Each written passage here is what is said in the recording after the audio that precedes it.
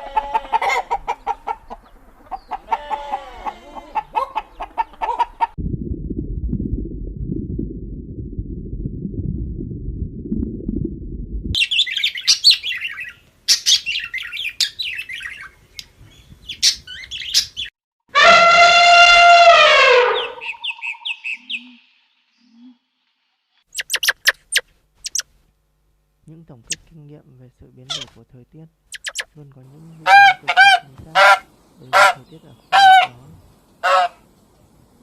Tại sao một số loài động vật nhỏ lại có thể dự báo được thời tiết? Kiến, đỉa, các loài rắn và một số loài cá luôn rất mẫn cảm đối với sự thay đổi của thời tiết. Điều này mang lại rất nhiều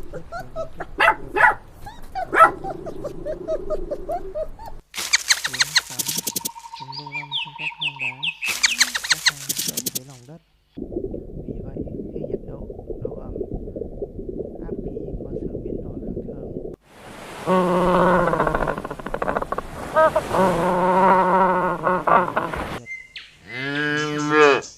chuyển chỗ ở đi nơi khác dự báo là bởi vì mưa lớn sẽ làm ngập khiến cơ thể của chúng, vì vậy chúng phải chủ động.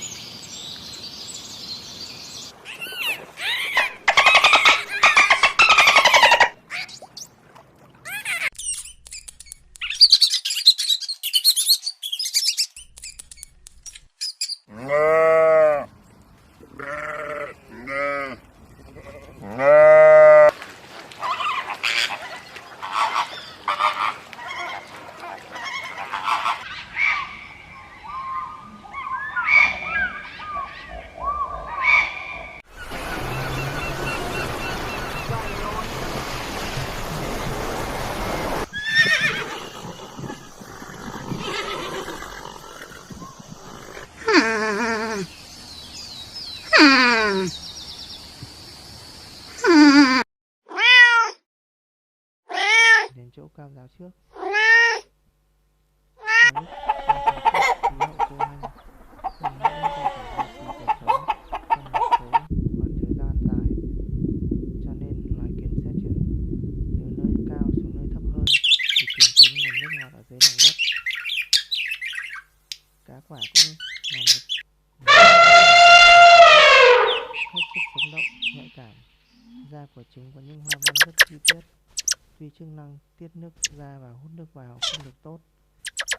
Nhưng nó rất nhạy cảm đối với những ảnh hưởng của nhiệt độ, khí hậu bên ngoài. Khi thời tiết trong xanh, ôn dịu, độ ẩm trong không khí thấp thì da cá trở nên rất khô ráp. Khi trời sắp mưa, khí áp thấp, độ ẩm cao, nhiệt độ giảm thì nhiệt độ trong cơ thể con cá cũng giảm xuống. Vì vậy, căn cứ vào khối lưng của con cá quả,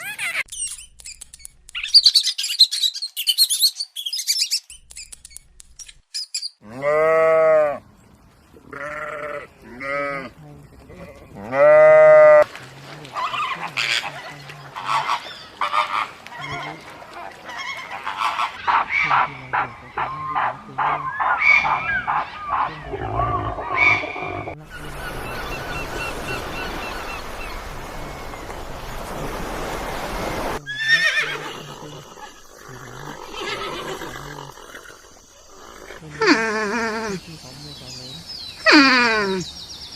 sẽ là loài có những phản ứng nhiều nhất. Sau khi những loài động vật nhỏ có những phản ứng với sự thay đổi của thời tiết, loài động vật nhỏ khai thác, tổng kết, và con người có thể dự đoán được một cách rất chuẩn xác những hiện tượng biến đổi mang tính cục bộ, kịp thời. Vấn đề này, ngay cả việc chúng ta có những thiết bị dự báo khí tượng thủy văn hiện đại cũng không kiểm soát được bằng chúng.